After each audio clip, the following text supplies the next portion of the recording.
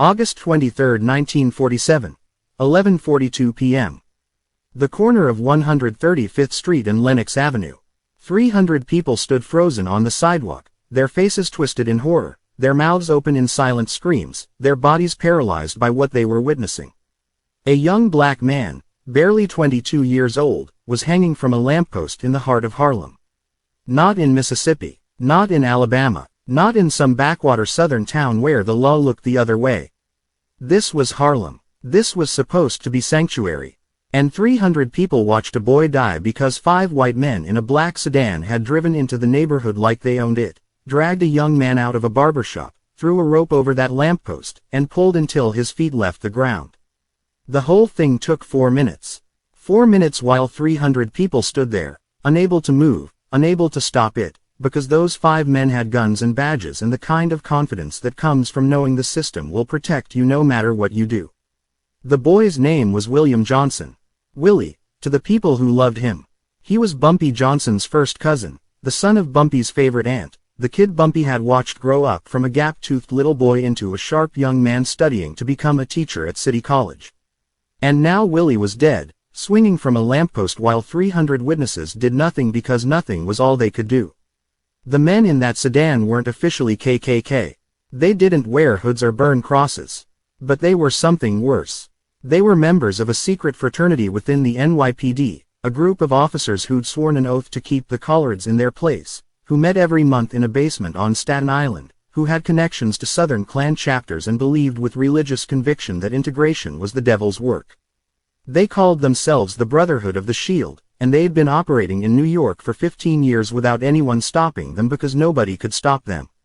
They were the law, but here's what those 5 officers didn't understand. Here's what they couldn't possibly have anticipated. When they wrapped that rope around Willie Johnson's neck and pulled, they weren't just killing a young man. They were declaring war on the one person in Harlem who had the power, the intelligence, and the absolute ruthless determination to make them pay. They'd just murdered Bumpy Johnson's blood. And Bumpy Johnson was about to turn Harlem into their worst nightmare. To understand what happened next, you need to understand who Bumpy Johnson was in 1947. This wasn't the young hustler learning the game. This wasn't the man who'd fought Dutch Schultz back in the 30s. By 1947, Bumpy Johnson was 41 years old and he was the undisputed king of Harlem. Not because he had the most guns. Not because he was the most violent. Bumpy ruled because he was the smartest man in any room he entered, because he understood that power came from protection, not exploitation, because when the Italian mob tried to take over Harlem, he was the one who stopped them. Every policy banker in Harlem paid tribute to Bumpy. Every numbers runner worked under his protection. Every black business owner knew that if they had a problem, if dirty cops tried to shake them down, if white criminals tried to muscle in, they could come to Bumpy and the problem would disappear. He was protector, judge, and enforcer all rolled into one. The community loved him because he loved the community back. But there was another side to Bumpy Johnson. A side that most people only heard about in whispers. When someone crossed him, when someone threatened his people, when someone made the mistake of thinking they could take what was his, Bumpy became something else entirely. He became patient. He became methodical. He became absolutely terrifying in his stillness. Because Bumpy didn't react with emotion. He reacted with strategy. And the men who killed Willie Johnson were about to learn what it meant to be on the wrong side of Bumpy Johnson's strategy. Bumpy got the phone call at 11:58 p.m. He was in his office above Small's Paradise, going over the week's numbers with Illinois Gordon, when the phone rang. Illinois picked it up, listened for 30 seconds, and his face went gray. He handed the phone to Bumpy without saying a word. It was Jasper Monroe, the owner of the barbershop where Willie had been getting his haircut when the sedan pulled up. Jasper's voice was shaking so bad he could barely form words. They took Willie, Mr. Johnson. 5 white men. Police, I think. They dragged him right out my chair. I tried to stop them but they had guns and they just took him and then there's a crowd outside and Willie, Jasper broke down crying. Bumpy didn't say anything. His grip on the phone tightened until his knuckles went white, but his voice stayed completely calm. Where is he now? Still hanging. On the lamppost outside your shop. They just left him there. For everyone to see. Like a message. They was laughing. Mr. Johnson, laughing while they did it. Bumpy hung up. He sat there for a full minute, not moving, not speaking, just staring at the wall. Illinois had seen Bumpy angry before. Had seen him in fights, in negotiations that went bad, in situations where most men would lose their composure. But he'd never seen this. This was something else. This was Bumpy going somewhere inside himself, somewhere cold and dark and absolutely controlled. Finally, Bumpy spoke. Get the car. We're going to 135th Street. Illinois hesitated. Boss, if those cops are still there, if they're still there, we're going to have a conversation. And if they're not, then we're going to find them. And God help them when we do. The crowd had grown by the time Bumpy arrived. 400 people now, maybe 500, standing in the street, staring at Willie's body still hanging from that lamppost. Police had shown up, finally, pretending to investigate, stretching yellow tape around the scene like it was just another crime, like a young man hadn't been lynched in front of hundreds of witnesses in the middle of America's greatest city. Bumpy pushed through the crowd. People parted for him automatically, instinctively. They knew who he was. They knew what this death meant. When Bumpy reached the yellow tape, he didn't stop. He walked right through it, walked up to his cousin's body, and for the first time that night, his composure cracked.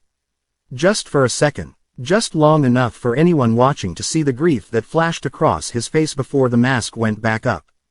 Willie's eyes were still open. His face was frozen in terror. His hands showed rope burns from trying to free himself, just like his Uncle Thomas had shown all those years ago. Same violence, same hatred, same message, the past repeating itself because nobody had ever made the cost of this violence high enough. A uniformed officer approached Bumpy. Sir, you need to step back. This is a crime scene. Bumpy turned to look at the officer. Just looked. The officer's hand moved toward his nightstick, then stopped. Something in Bumpy's eyes made him reconsider. Made him realize that whatever authority his badge gave him, it didn't apply here. Not tonight. The officer backed away. Bumpy turned back to his cousin's body. He reached up, gently closed Willie's eyes, and made a promise that only he could hear. I'm going to find them, Willie. Every single one, and I'm going to make them understand what they took from us. Then Bumpy stepped back behind the yellow tape, walked to his car, and drove away. He had work to do. The next morning, Bumpy sat in his office with the men he trusted most. Illinois Gordon had been with him since the Dutch Schultz days. Marcus Webb had connections in the police department that nobody else could match. Raymond Quick Lewis knew every street corner, every alley, every hiding place in Harlem. And Jasper Monroe, still shaking from what he'd witnessed, was ready to tell them everything he knew. Start from the beginning, Bumpy said. Every detail. Jasper took a deep breath. Willie came in around 10:30 for a trim. We was talking about his classes, about this girl he was seeing. He was happy, Mr. Johnson. Real happy. Just got word he made the dean's list. Was planning to tell you at Sunday dinner. Bumpy's jaw tightened, but he nodded for Jasper to continue. Around 11:15, this black sedan pulls up outside. Cadillac, I think. New model. 5 white men get out. They wasn't wearing uniforms, but they moved like cops, you know. That walk, that confidence. They came right in, didn't say nothing at first. Just looked around. Then one of them pointed at Willie and said, "That's him. That's the one been sniffing around the Sullivan girl." Willie looked confused. He said, "I don't know what you're talking about." The main one, the leader, he was tall with red hair. He grabbed Willie by the collar and dragged him out of the chair. Said something about teaching collards their place. I tried to stop them. Mr. Johnson, I swear I tried. But they had guns and they was gonna shoot me. So I backed off and they took Willie outside and Jasper couldn't continue. Tears were streaming down his face. Bumpy let him cry, gave him time. Then he asked the question that mattered most. You said the leader had red hair. What else did you notice? He had a scar on his left hand. Like a burn mark. Talked with a Boston accent. The others called him Danny. Danny with the scar. Bumpy filed that information away. What about the car? You get the plate. Partial. Started with 7N something. I couldn't see the rest. 7N. That was enough. Bumpy turned to Marcus Webb. Marcus, you got contacts in the department. I need a list of every officer with a first name Danny, red hair, and a Boston accent. Also need to know about any internal groups, fraternities, brotherhoods, whatever they call themselves. I need to know who these men are. Marcus nodded. I've heard rumors about something like that. Secret society of officers who think integration is going to destroy the city. They call themselves the Brotherhood of the Shield. Meets somewhere in Staten Island. Nobody knows exactly where. I need to know exactly where. I need names, addresses, family members. Everything. Marcus stood up. Give me 48 hours. You've got 24. While Marcus worked his police contacts, Bumpy worked the streets. He called in every favor, activated every informant, talked to every cab driver and parking attendant and doorman who might have seen that black Cadillac on the night of the murder. By midnight, he had more pieces of the puzzle. The Cadillac had been spotted 3 more times that night, once on 125th Street an hour before the murder, once heading east toward the Triborough Bridge afterward, and once parked outside a bar in the Bronx called McCarthy's Pub, a known gathering spot for off-duty Irish cops. Bumpy sent Illinois to McCarthy's to ask some questions. Illinois came back with a name. Danny Sullivan, 20-year veteran of the NYPD. Known racist who'd been transferred out of 3 different precincts for excessive force complaints, all of them involving black suspects.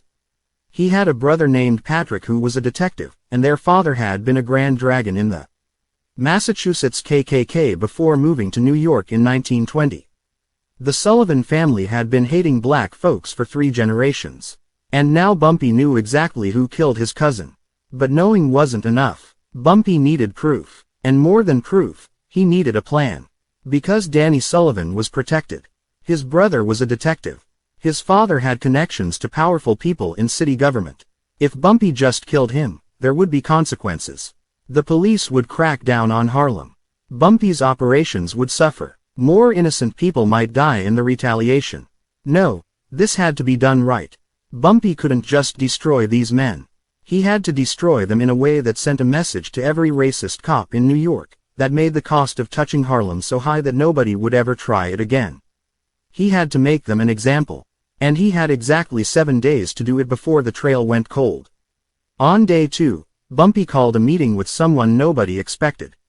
Detective William Cross, a black officer who'd been on the force for 15 years and had somehow managed to survive the racism and corruption without losing his soul. Cross was one of the few good cops in a department full of bad ones, and he owed Bumpy for saving his son from a frame-up 3 years earlier. They met in a back room at a Harlem funeral home, surrounded by coffins and the smell of formaldehyde. Fitting, given what they were planning. I need everything you know about the Brotherhood of the Shield, Bumpy said. Cross looked nervous. That's dangerous ground, Mr. Johnson. Those men are connected. They've got protection all the way up to the commissioner's office. I don't care about their connections. They killed my nephew. Cross's expression shifted, sympathy mixed with fear. I heard about that. Everyone heard about it. Department's calling it an unsolved vigilante killing. Vigilante. Bumpy's voice was flat. They lynched a college student in front of 300 witnesses and you're calling it vigilante. I'm telling you what they're calling it. What I'm calling it is murder. And I want to help you stop them. Why? Because I joined the force to protect people. All people. And what the Brotherhood does, it makes all of us look like monsters. I've been collecting information for years, hoping someone would do something about it. But nobody ever does. Because they're protected. Bumpy leaned forward. I'm not nobody. And they're not protected from me. Cross pulled out a file folder he'd been hiding under his coat. Passed it across the table. Everything I know about the Brotherhood. Meeting locations. Membership list as complete as I could make it. Their methods. There's about 30 active members, but the core group is 12 men. They meet twice a month in a warehouse on Staten Island. Cross paused. Danny Sullivan is one of the leaders. He's the one who plans their operations. Chooses targets. Bumpy opened the folder, scanned the contents. 23 names, addresses, badge numbers, photos. This was gold. I need one more thing, Bumpy said. I need to know who was in that car with Danny the night they killed Willie. Cross reached into his pocket, pulled out a second piece of paper. 5 names. Danny Sullivan, Patrick Sullivan, Michael O'Brien, Thomas McCarthy, and Frank Doyle. I got it from McCarthy's phone records. They all called each other that night, before and after the murder. Bumpy looked at the names for a long moment. These are the men who killed my cousin. Yes, and you're giving them to me because I trust you to do what the law won't. Cross stood up. One more thing. The Brotherhood is planning something big. I don't know what exactly, but there's been talk about a cleansing, their word. They think Harlem is getting too uppity, too organized. They want to send a message. Bumpy's eyes went cold. I'll send one first. Days 3 and 4 were about surveillance. Bumpy had his men watching all 5 killers, documenting their routines, their schedules, their weaknesses. Danny Sullivan lived in a brownstone in Brooklyn Heights with his wife and 2 teenage sons. He left for work at 7 a.m. every day, came home at 6 p.m., and spent his evenings drinking beer on his front stoop. Patrick Sullivan was a detective in the 19th Precinct. Divorced, no kids, spent most nights at McCarthy's pub getting drunk. Michael O'Brien worked narcotics, had a gambling problem, owed money to loan sharks in Queens. Thomas McCarthy was about to retire, had a sick mother in a nursing home that cost more than his pension could cover. And Frank Doyle was the youngest, 28, recently married, his wife pregnant with their first child. Bumpy studied each man carefully. He wasn't just looking for ways to hurt them. He was looking for ways to destroy them. Not just physically, but completely. Their reputations, their families, their entire lives. Because what they'd done to Willie, what they'd done to Harlem, it demanded more than simple violence. It demanded annihilation. And Bumpy Johnson was going to deliver it. Day 5. Bumpy started with Michael O'Brien, the one with the gambling problem. O'Brien owed $12,000 to a loan shark named Vinnie Palermo, a small-time operator who worked out of a social club in Astoria. Bumpy sent Illinois to have a conversation with Vinnie. The conversation was short. Bumpy Johnson bought O'Brien's debt. Now O'Brien owed $12,000 to Bumpy instead of Vinnie. At 11 p.m. that night, 4 men in masks grabbed O'Brien as he was leaving a card game in Queens. They threw him in the back of a van, drove him to an abandoned warehouse in the Bronx, and sat him in a chair surrounded by darkness. When the lights came on, O'Brien found himself facing Bumpy Johnson. There was no table between them. No weapons visible, just Bumpy in a chair, legs crossed, looking at O'Brien like he was studying an insect. "You owe me money, Michael," Bumpy said softly. "What? You owe me $12,000. I bought your debt from Vinnie Palermo this afternoon." O'Brien's face went white. He understood immediately what this meant. How he'd been maneuvered. How completely he was trapped. "Look, I don't know what you think I think you helped murder my cousin." O'Brien started to protest, but Bumpy held up a hand. "Don't. 300 people watched you do it. I have witnesses. I have evidence. I have everything I need to make sure you never see the outside of a prison cell again." Prison, not death. That was the first sign that Bumpy's plan was more sophisticated than simple revenge. "I'm not going to kill you, Michael," Bumpy continued. "That would be too easy. Instead, here's what's going to happen. You're going to tell me everything about the Brotherhood of the Shield. Meeting locations, future plans, who gives the orders, everything. And then you're going to testify." "What?" O'Brien's voice cracked. "They'll kill me." Bumpy leaned forward. "If you don't cooperate, I'll kill you. And then I'll collect the $12,000 from your widow. Your choice." It took O'Brien less than 30 seconds to start talking. The information O'Brien provided was devastating. The Brotherhood had 43 active members across the NYPD, including 2 captains and a deputy chief. They met every second Saturday in a warehouse on Staten Island. They kept records of their operations, their targets, a ledger of black citizens they'd harassed, beaten, or killed over the past decade. And Danny Sullivan wasn't just a member. He was one of 3 leaders, part of an inner circle that planned every major operation. Most importantly, O'Brien revealed that the Brotherhood was planning something for the following Saturday. A cleansing, they called it. They were going to raid 3 Harlem policy banks simultaneously, arrest everyone inside, and use the opportunity to beat some uppity Negroes into submission. Show them who really runs this city. Bumpy listened to all of it, took careful notes, and then gave O'Brien his instructions. "You're going to go back to your normal life. Go to work. Go to your card games. Act like nothing happened. And when the Brotherhood meets on Saturday, you're going to be there. But you're going to be wearing a wire.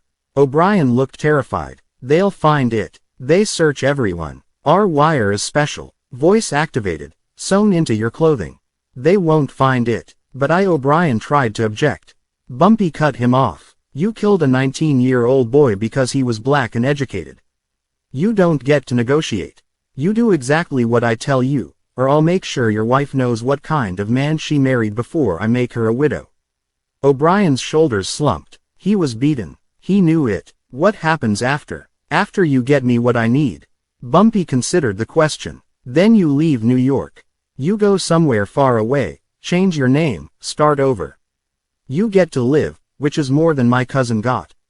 You understand? O'Brien nodded. Good. Bumpy stood up. Remember, Michael, I have eyes everywhere. If you warn them, if you try to run, if you do anything other than exactly what I told you, I'll know. And then there won't be any second chances. O'Brien was released that night. He went home, hugged his wife, and cried himself to sleep. He'd just made a deal with the devil. But it was the only way to survive. Day 6. While O'Brien was setting up the wire operation, Bumpy was working on Thomas McCarthy. McCarthy was the vulnerable one. His mother was in a nursing home that cost $3,000 a month, money he didn't have. He'd been borrowing against his pension, selling family heirlooms, doing everything he could to keep her comfortable. And he was about to get a visit from an unexpected benefactor. Bumpy sent his niece Delilah, a beautiful young woman who worked as a secretary at a law firm downtown. She showed up at the nursing home claiming to represent a charitable organization that helped families with medical expenses. She talked to McCarthy's mother, brought her flowers, made her laugh for the first time in months. And then she met McCarthy himself, coming to visit that evening. Mr. McCarthy, she said with a warm smile, I'm with the Harlem Community Aid Foundation. We heard about your mother's situation and we'd like to help. McCarthy was suspicious. Help how? We can cover her care expenses. All of it, for as long as she needs. McCarthy's eyes widened. That's tens of thousands of dollars. Our donors are very generous. We believe in taking care of our community. All we ask in return is a little information. Information about what? Delilah's smile didn't waver. About your colleagues. About certain activities that have been hurting people in Harlem. About a young man named Willie Johnson. McCarthy's face went pale. He knew exactly what this was. He tried to walk away, but Delilah's next word stopped him cold. Your mother is comfortable right now, Mr. McCarthy. It would be a shame if something happened to that comfort. If her care were suddenly discontinued. If she had to be moved to a state facility where the conditions are less pleasant. McCarthy turned around slowly. His eyes were filled with something between anger and fear. You're threatening my mother. I'm offering you a choice. Help me, and your mother lives out her days in peace. Refuse, and well. McCarthy was quiet for a long moment. Then his shoulders sagged. Same defeat O'Brien had shown. Same recognition that there was no way out. What do you need to know? McCarthy provided something O'Brien couldn't. Access. He had keys to the Staten Island warehouse. He knew where the Brotherhood kept their records, their ledger of crimes, their membership list.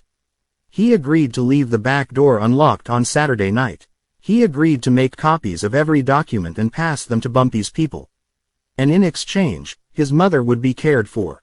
He would be allowed to disappear after it was over.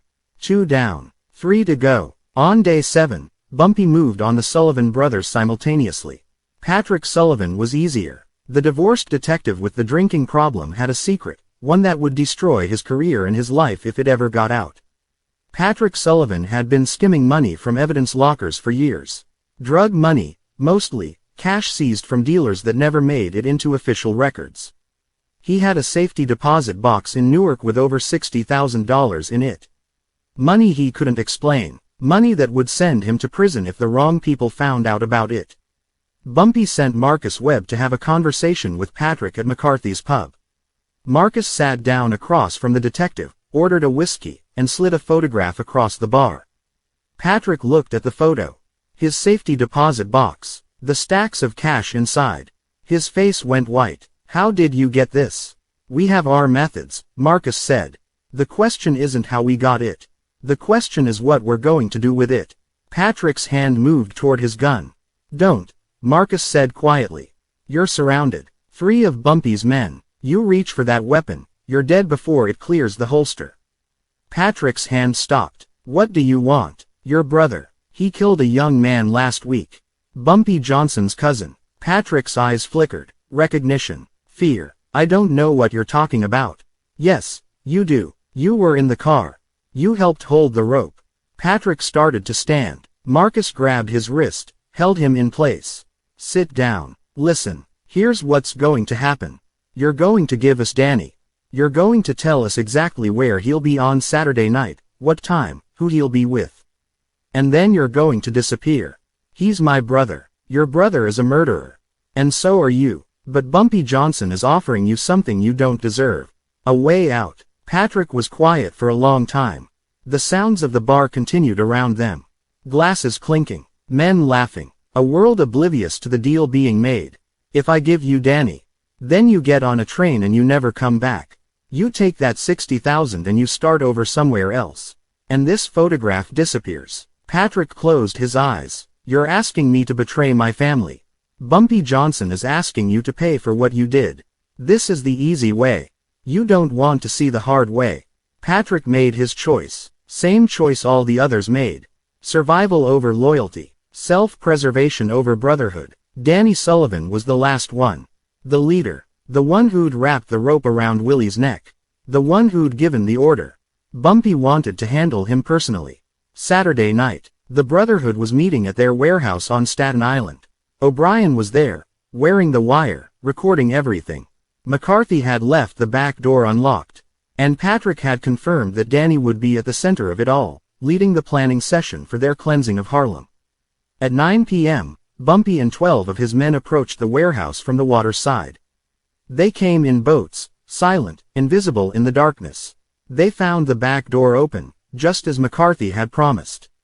Inside, they could hear voices.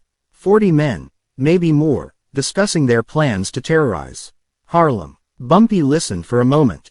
Heard Danny Sullivan's voice rising above the others. These collards think they run things now. Think because they got their policy banks and their jazz clubs, they're equal to us. Well, we're going to remind them. We're going to hit 3 locations simultaneously. Grab the ring leaders. Make examples. Show all of Harlem that the Brotherhood still runs this city. Bumpy had heard enough. He signaled to his men, and they moved. The first thing the Brotherhood knew, the lights went out. Complete darkness. Then screams. Bumpy's men were wearing night vision equipment, military surplus that Bumpy had acquired through his connections with returning soldiers. They could see everything. The Brotherhood could see nothing. It was a massacre, but not of bodies. Bumpy had given strict instructions. No killing unless absolutely necessary. This wasn't about blood. This was about humiliation. About destruction. About making these men understand what it felt like to be helpless, to be afraid, to have your power stripped away. When it was over, 43 members of the Brotherhood of the Shield were zip-tied and lying on the floor of their own warehouse. Their weapons had been confiscated. Their records had been collected. And standing over them, flashlight in hand, was Bumpy Johnson. Danny Sullivan was separated from the others. Dragged to a corner of the warehouse where Bumpy waited alone. Danny's face was bloody. He'd fought harder than the others, taken more hits. But now he was on his knees, hands tied behind his back, looking up at the man whose cousin he'd murdered. You know who I am, Bumpy said.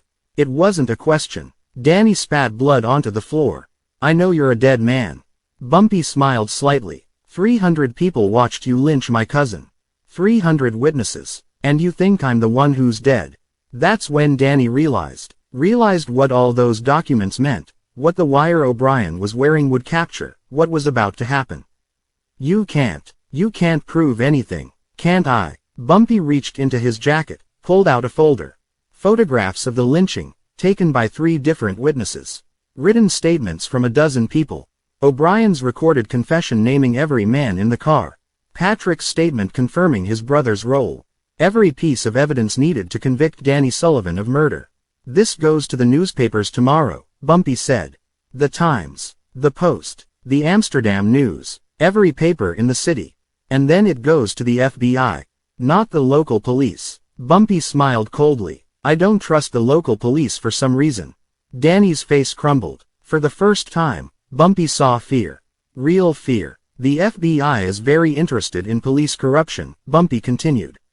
Very interested in organized hate groups. Very interested in cops who murder civilians. I'm told they're going to make an example of you. Show the whole country what happens when law enforcement goes bad. You'll destroy my family. Your family destroyed mine, Bumpy said. My cousin was 19 years old. He was going to be a teacher. He was going to help children learn to read and write. And you hung him from a lamppost like he was nothing. So yes, Danny, I'm going to destroy your family. I'm going to destroy your career. I'm going to destroy every single thing you ever cared about. And then I'm going to make sure you spend the rest of your life in a federal prison, surrounded by men who know exactly what you did. Danny started crying, begging, pleading, but Bumpy just watched, cold, unmoved. When Danny finally ran out of words, Bumpy leaned down close. My cousin's name was William Johnson. Willie. He had dreams. He had a future. And you took that from him because of the color of his skin. Bumpy stood up. But here's the thing about men like you, Danny. You think violence only goes one direction. You think because you have a badge and white skin, you're untouchable. You're not. Nobody is. And Harlem just touched you back. The next morning, the story broke across every newspaper in New York. Police corruption scandal. Secret KKK cell exposed within NYPD. The headlines screamed what Harlem had known for generations. That the police weren't protectors. That the system was rotten. That men in badges had been terrorizing communities of color for decades. The FBI moved fast. Within 48 hours, they'd arrested all 43 members of the Brotherhood. Danny Sullivan and the 4 men who'd helped him murder Willie Johnson were charged with federal civil rights violations, conspiracy, and murder. Patrick Sullivan was arrested separately, his stolen money seized. O'Brien and McCarthy had already disappeared. New names, new lives, Bumpy's promise honored. The trials lasted 6 months. The evidence was overwhelming. Wire recordings, photographs, witness testimony. Even some of the Brotherhood members turned on each other, trying to cut deals. Danny Sullivan got life without parole. The others got sentences ranging from 20 to 50 years. Not one of them would ever see freedom again. And Frank Doyle, the youngest, the one whose wife was pregnant. He hung himself in his cell 3 weeks before the trial ended, unable to face what he'd done, unable to face what was coming. But the story wasn't over. The destruction of the Brotherhood sent shockwaves through every police department in the country. Internal affairs investigations opened in a dozen cities. Cops who'd been protected for years suddenly found themselves exposed, their crimes dragged into the light.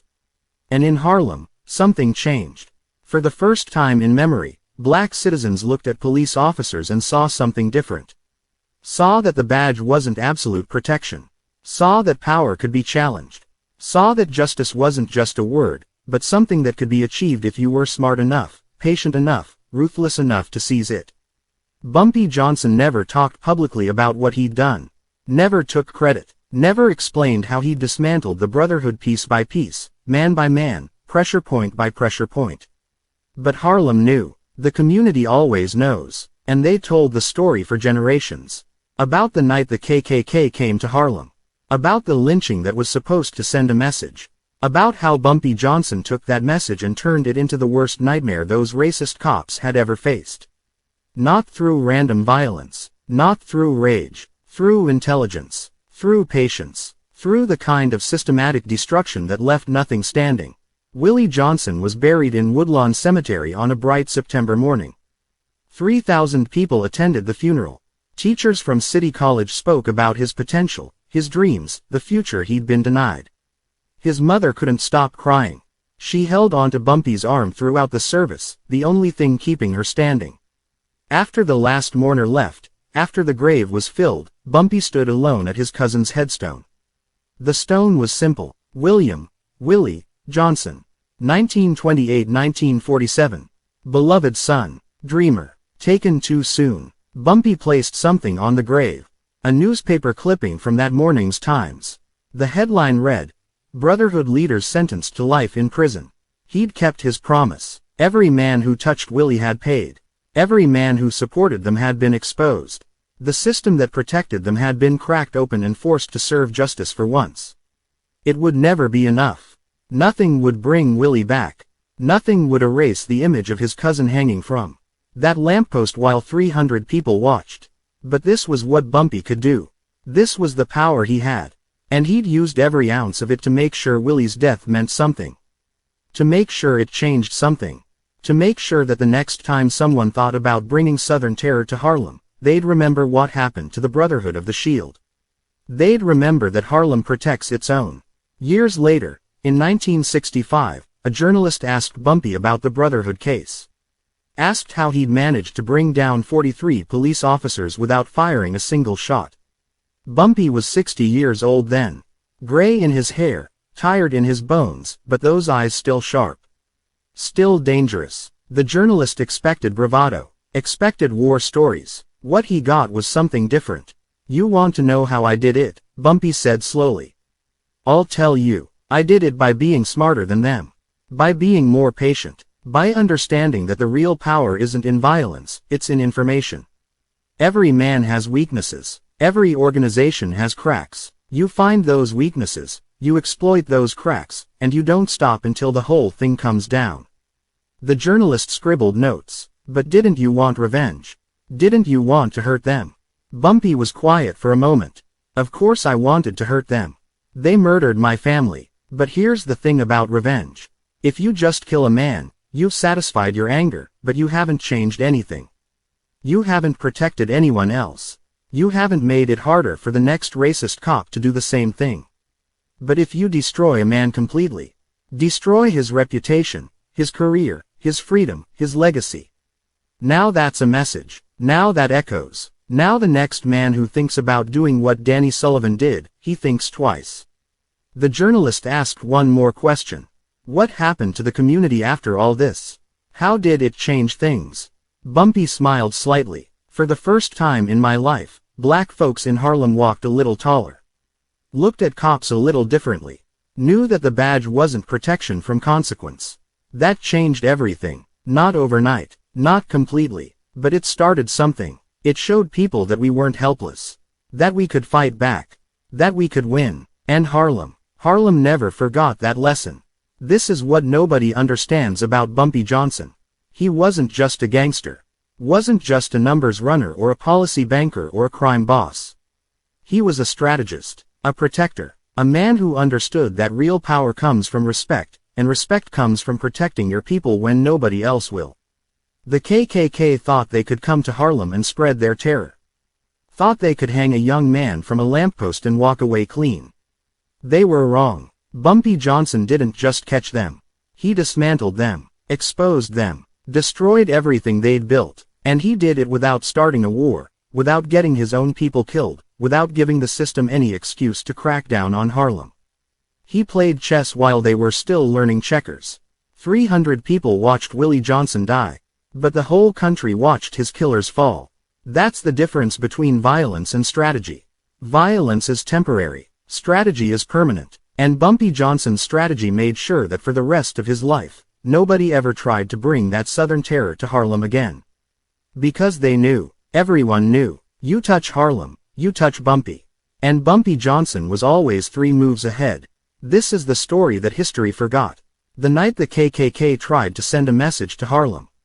And the legend who made them regret it for the rest of their miserable lives. Willie Johnson wanted to be a teacher. Wanted to educate the next generation. And in a way, he did. His death taught Harlem that they could fight back. That justice was possible. That the people who thought they were untouchable could be brought down by someone smarter, someone more patient, someone willing to play the long game. Bumpy Johnson was that someone. And Harlem never forgot it. Rest in power, Willie. Your uncle kept his promise. Every single one of them paid. And the Brotherhood of the Shield was erased from history, remembered only as a warning to anyone who might think about trying the same thing. You want to know what real power looks like? It's not badges and guns. It's not hoods and crosses. It's one man, standing alone, who refuses to let his people be terrorized. Who refuses to accept injustice? Who uses every weapon at his disposal, intelligence, patience, connections, information, to tear down the walls his enemies think protect them. That's what Bumpy Johnson did. That's who Bumpy Johnson was. And that's why, 60 years later, they're still telling his story. Still passing down the legend. Still remembering the night he turned Harlem into the KKK's worst nightmare. Not with bullets, with brilliance. And that's the most dangerous weapon of all.